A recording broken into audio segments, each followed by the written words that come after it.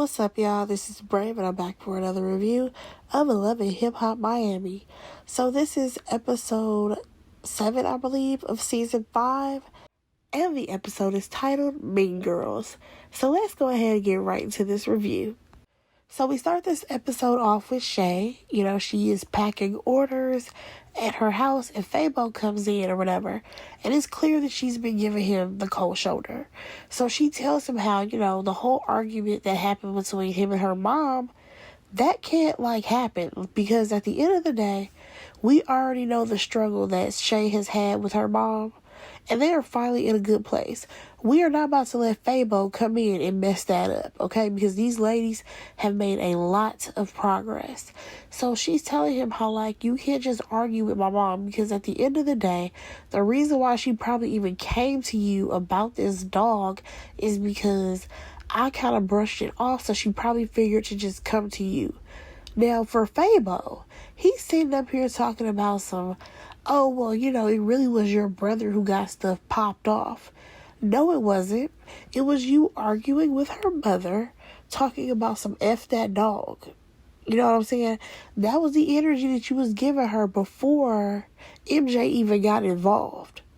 So now she is telling him, listen, Fabo, you gonna have to fix this because I can't allow you to mess up the relationship that me and my mom, we just got right, okay? And I'm like, yeah, please do not let him mess that up for you. So then he decides to bring up the fact that, well, Mama D, she rolled up on me talking about how she wished that the grandbaby was actually, not the grandbaby, she wished that our daughter was actually her granddaughter because she wished that Shay had a baby by Scrappy. Now, Mama D, you are absolutely in the wrong for this, because at the end of the day, you can feel that way all you want to. Hell, if we want to be technical, even if you were to mention this to Shay, you know what I'm saying? I feel like Shay wouldn't even trip off of it because she knows that this is Mama D being Mama D. Shay know that Scrappy ain't her baby daddy, so she would just probably brush it off if Mama D came to her and was like, dang, I really wish that this was really my grandchild. I really wanted it to work for you and Scrappy. But no, why in the hell did you go over to the baby daddy, Fabo, talking about some, yeah, because, Shay, she used to have a thing for my son Scrappy, and I really wanted him to be the daddy. Ma'am, this is too messy. Mama D, go sit down somewhere. So now Shay, she plans to have a conversation with Mama D so that way she can address her in this whole situation. Alright, y'all, now let's slide on over to Trina. Baby girl is out here promoting a cognac brand by the name of Nyack, I believe. And this is when she decides that, she doesn't want to keep doing things all by herself. So she's going to invite some other girls to hang out with her. Y'all, why are the girls Miami Tip and Amara La Negra? If this ain't the most random group of people, y'all already know, in my first review of this season, I talked about how Miami don't really kick it with each other like that. And now they trying to force it, and I ain't here for it. So now we have Miami Tip having this conversation with Amara, right? And I'm just like, we already know these two are not friends, so I don't know why we're trying to force it. Miami Tip goes on to talk about how her son, he just turned 18, and he is going off to college. And I'm just like, well, you know what, Miami Tip, good for you raising your son for 18 years, getting him to college. But it makes me wonder, how long have you been working in the clubs? Because it seems like she's still a stripper sometimes. But we're going to let that go. Here comes Amara. She's over here talking about her relationship with Safari. Girl, don't nobody care about that. What else do you have going for yourself? So next thing you know, Joy and Trina, they both pop up. And at this point, I'm just like, so we're really about to be faking the funk with this random group of girls. Okay, fine. So Trina talks about how she's trying to stay away from the drama or whatever. So that's why she's not exactly sure if she's going to go to Bobby's party or not. Now, according to Trina, Bobby, he has just been very messy and she doesn't really care for his behavior. Girl, Bobby has been like this since we met him on the TV screen and probably since you knew him. Ain't nothing, new under the sun when it comes to Bobby life. And honestly, like I've said before, Bobby is necessary for this show to make sure all these storylines are connecting. So then Joy, she chimes in because she feels a way about Bobby because he's the one who told Trick Daddy about Marlon giving her flowers. And it's like, well, girl, if you would have divorced Trick Daddy, then you wouldn't have to worry about how Trick Daddy feel. Like, y'all, I'm gonna be completely honest. Whenever it comes to Joy and Trick Daddy, at this point, I'm just like, we've seen y'all for how many years on this show? Now we're in season 5. It's been 5 seasons of y'all saying that y'all gonna get a divorce, or at least she's trying to divorce Trick Daddy, and ain't nothing moved, shook, nothing. Y'all, I'm not about to play with Joy, because I really feel like if she really wanted that divorce, she would be able to get it. But nonetheless, we have Miami Tip and Trina. They have a side conversation. And y'all, Trina still has this nasty attitude, okay? It's just a part of her. It's not like she was just having a bad day the night that she initially met Zoe. No, that's just her stance every damn day. Because Tip is trying to tell her, like, yo, at the little cipher or whatever, you kind of dipped out early. And Trina's like, yeah, because I wasn't feeling it. Like, I didn't want to talk to nobody. I didn't want to meet nobody or whatever. And Miami Tip is like, yeah, well, especially when Zoe came over to talk to you and meet you. And Trina's response is like, yeah, because I don't know her. And it's like, we know that you don't know her. The point was that you were supposed to be introduced to these newer artists who are on the come up. That's why you're at this cipher. Like, are you dumb? So, Miami Tip, she goes on to say how, like, Zoe, her feelings were hurt because, that initial meeting Trina, it was terrible. Like, that was a terrible meeting of someone who you look up to. And she's like, at Bobby's party, I'll make sure to introduce you or whatever. And I'm just like, so you basically have to give her a formal heads up that you're going to introduce her to somebody? That's crazy, number one. And number two, Trina, stop being so full of yourself, because once Tip said that she's going to introduce her, she just kind of looked away in like disgust, as if she did not want to meet Zoe Brinks. And at this point, I'm really giving a side eye to Trina because this girl didn't do anything to you. So I'm not understanding why you have this energy. But y'all, let's go ahead and move on because we got to jump on over to Sukiyana. Now, she is still hanging out with her sister. Now, I don't follow Sukiyana or whatever on social media or anything. But is she hanging this tough with her sister on social media? Because right now, her sister is like her right hand. But I feel like I've never seen this girl around Suki, when I see like the Shade Room and the Neighborhood Talk post about her. But whatever. Now, according to Sukiyana, she is having the best summer ever. She has 2 songs out. I believe it's Casamigos and Eating. And, she's just going to have to leave people like Mama D in the dust because she's moving on to bigger and better things. Now, y'all, Suki cousin Isaiah is back, okay? And baby, he is a ball of energy.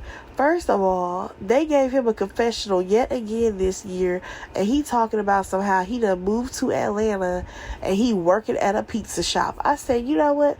He is just upgrading in life, okay? Because y'all remember he used to work at her little store, and then I think he was working at like, what was it, a Dollar Tree or something like that, or like a 99-cent store. Y'all remember his little timeline of his jobs? I'm just gonna let Isaiah do his thing, okay? Now, y'all, I'm gonna be completely honest with y'all.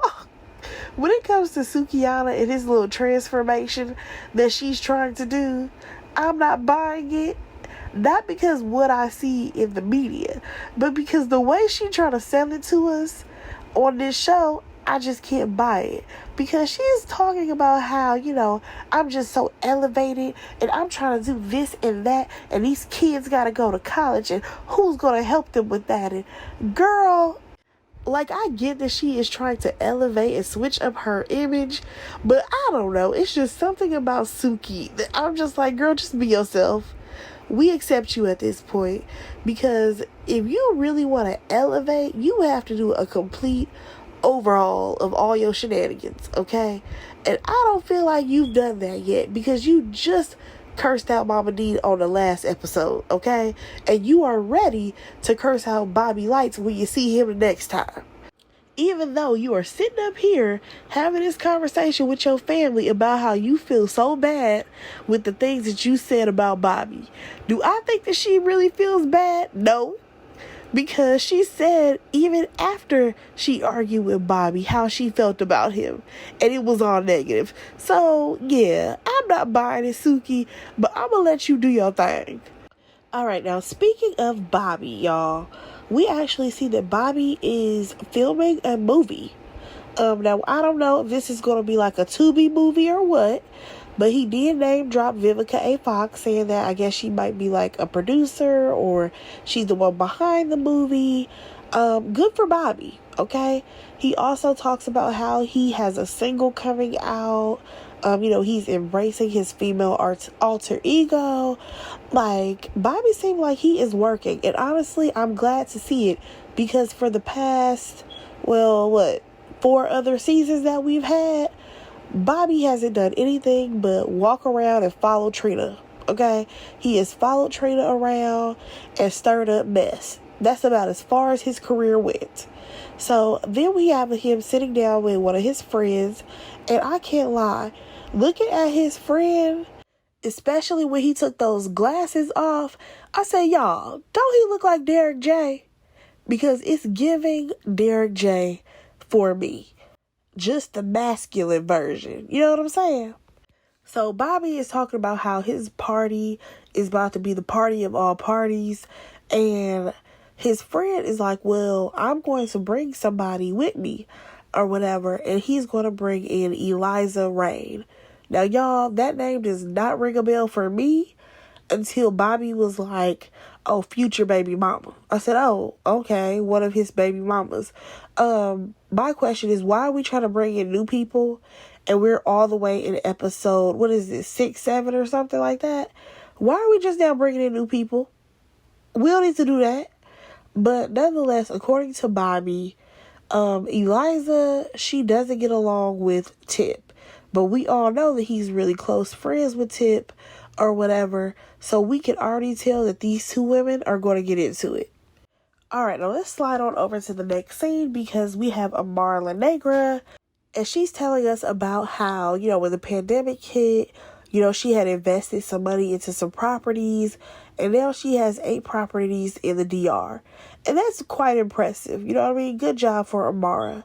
And I'm just like, you know what? Finally, we don't have to hear you talk about your relationship with Safari. What else is going on? So now she says that she wants to expand her portfolio. And she's going to meet up with who? Eliza Rain. Alright, so let's go ahead and talk about the background information on Eliza Rain. Now, she is currently a real estate agent, right? Baby girl is living a total different life than what she once lived. Because she used to be a bottle girl, according to her, and bartender. You know what I'm saying? I feel like she probably was a stripper as well, but she don't want to say that. But we gonna let her rock. So she says she was this bottle girl or whatever. And, she got mixed into, I guess you could say, the right crowd. Because she started hanging out with rappers and ballers and all of that. And then that led her to other opportunities like modeling and doing promotions and all of this other stuff. Now, at some point in the midst of all of that, she met Future, and she is one of Future's baby mamas. You guys, I am so surprised that he did not put like some type of gag order on her saying that she cannot even mention his name. Because y'all remember on like Basketball Wives when the girls used to try to come on the show and then players got wind of it and they would be like, you can't mention my name or the child. I feel like I'm surprised that Future did not do that. So we see Amara and this girl talk about how, Eliza is such a businesswoman and everything is about her and her kids. And then we get more background information about how she dated Future for 2 years and then she got pregnant and then he started to deny the baby. So they had all this court stuff. He had to take a DNA test. It turned out to be his. Like, just a bunch of drama and mess. Now, out of nowhere, baby girl starts breaking down and crying, talking about how life is just so hard. I'm like, where did this energy come from? Because not a tear was shed, and you're over here talking about how, it's so hard being a single mother. But I'm just like, no offense, even if you were to continuously date Future, you would still be a single mother. Because that man is always on the road, bouncing from city to city, state to state, and he wouldn't have been involved in them kids' life. Like, no offense, but when you have a baby by a celebrity or just someone who has a career that has them travel the world consistently and they can just up and go because they supposedly have shows to do or they want to go record in a certain city or they have a club appearance, they are not heavily involved with them kids. Like, yeah, you would have been financially set up, but at the same time, you still would have been a single mother. But I'm going to let you rock out with that. So we see her and Amara, they are bonding over the fact that they are single mothers. And then Eliza goes on to talk about how, there were so many people who were just talking so negatively about her. And one of those people was Miami Tip. So they decide to roll the footage of Miami Tip going off, I guess, on her little IG Live or whatever social media platform she was on, talking about how Eliza's baby was a check baby. AKA, you tried to make sure that you got pregnant by this man because he was rich and you knew it was going to be a nice little payout for you. Now, y'all, do I think that it was a check baby? Possibly. I mean, listen, I don't know this girl, okay? I don't know what she's capable of. But nonetheless, we see that this girl clearly has an issue with Tip and it will be addressed. But moving on, we have Sukiana and her sister. Baby, they are hanging tight like glue, okay? Because we have not seen Suki without her. They gonna pull up on Bobby so that way Suki and Bobby can have this conversation.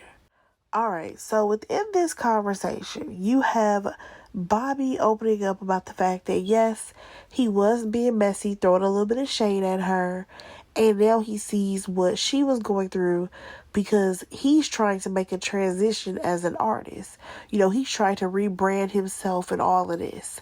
And I'm just like, okay, so now everybody on the show is rebranding themselves. Okay. So, of course, Bobby is trying to defend the conversation that he had with Miami Tip.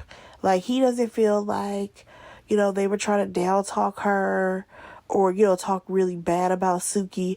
It sounded like they were just listing things that happened that was going on her OnlyFans. But like Suki said, y'all have your own OnlyFans pages that y'all could have been talking about. But no, who were y'all talking about? Y'all were talking about Suki. And if y'all are her friends, then y'all shouldn't even try to dog her out like that, especially not on national TV. So in this moment, I was all for everything that Suki had to say, especially when she had to defend the fact that, I only did OnlyFans because I didn't have a car, I didn't have no house to stay in, and I think she has 3 kids. Yeah, baby girl has 3 kids. She had to provide for them. Now, I will say that seeing Suki in this moment express herself, it did make me have a soft spot for Suki. And I just kind of feel like I wish that Sukiana had more things to talk about besides what she could do in a bedroom. I really do. Actually, I think that for a lot of the rap girls, I think that the problem with current rap right now is the fact that the girls are only rapping about what they can do in a bedroom and also living like a city girl. I feel like the girls have got to realize that you're not going to have longevity in this industry for real, unless y'all start switching it up. Because y'all only having 1 or 2 topics to talk about, that is only going to get you so far. And unfortunately, it puts you in a box. And I feel like, Suki, she tried to step out of that box a little bit with that song Casamigos. It didn't really go, as big as she probably thought that it would. But I want her to keep trying, other sounds. So it seems like Bobby and Sukiana, they are back on the same page. They are back being cool. Now let's slide on over to Mama D. Because baby girl's out here having fun in the sun. You know what I'm saying? Just living it up in Miami. And I'm just like, well, girl, when are you going back to Atlanta? Nonetheless, Shay's mom shows up, right? And now they are friends. They are good girlfriends. I'm like, okay, this is an age-appropriate friendship. Great for them.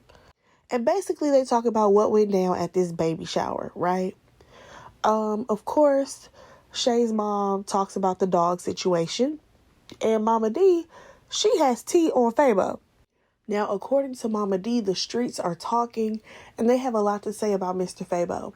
How he has a bunch of kids, and he might have a wife. Like, it's just a lot of drama. And we already know that Shay's mama, she ain't feeling Fabo.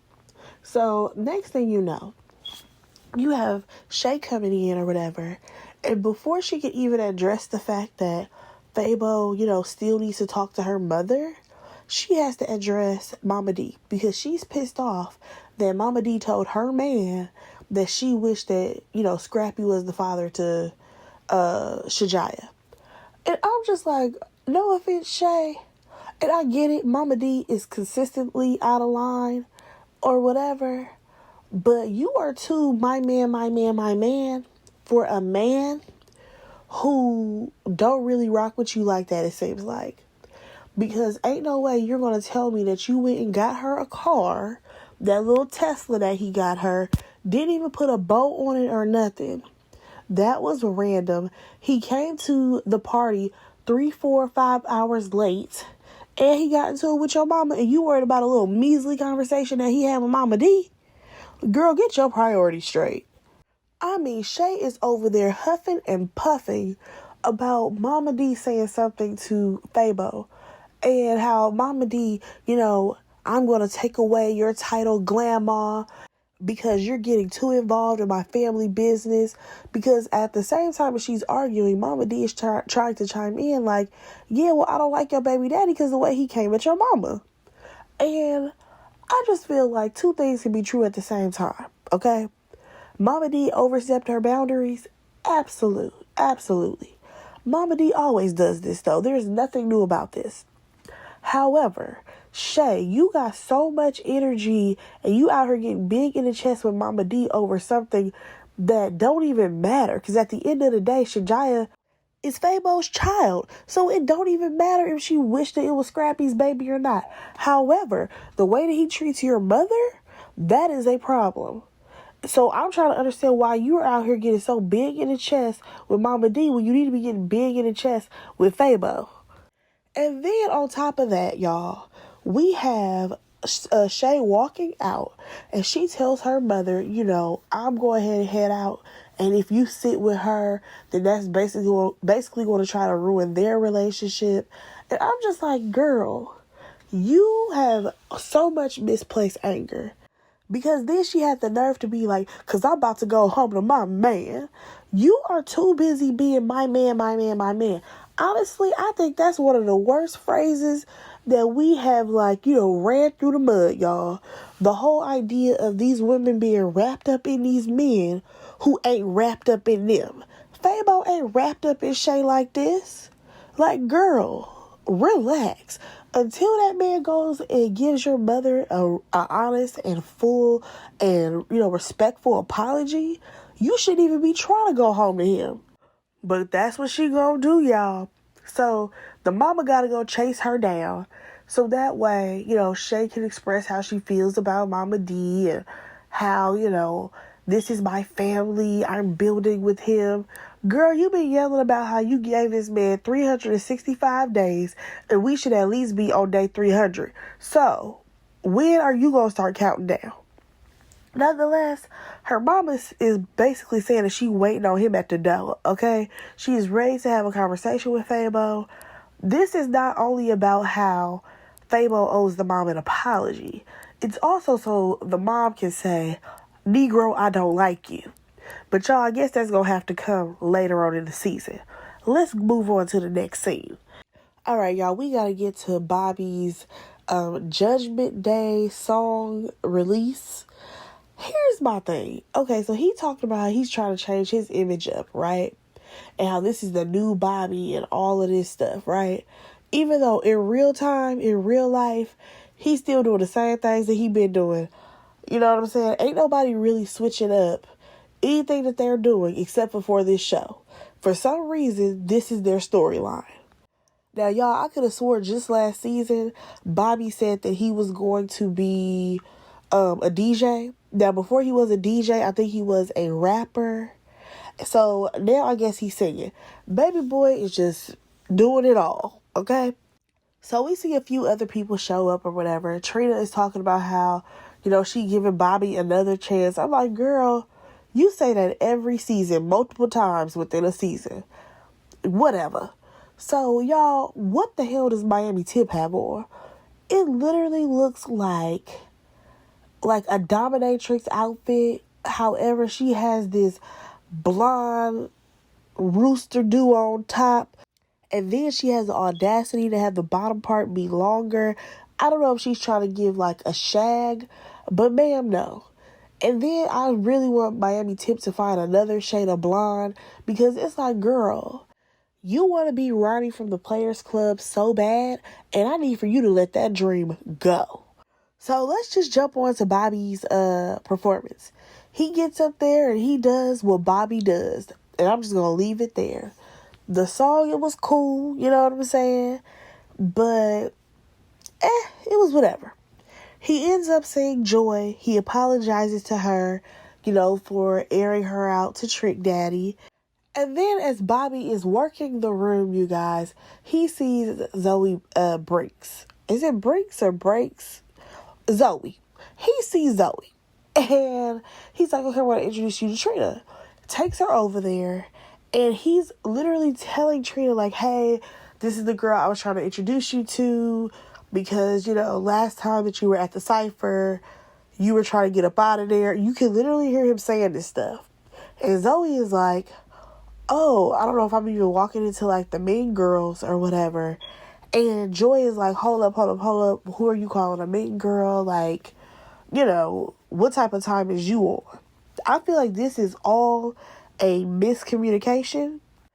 And what annoys me is the fact that Trina has nothing to say in the middle of this.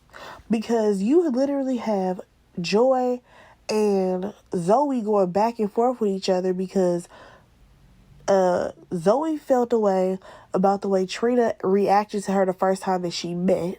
And then Joy is looking at Zoe like, who the hell are you? Why do you have this energy? Because she don't know nothing about the last time that this girl tried to meet Trina.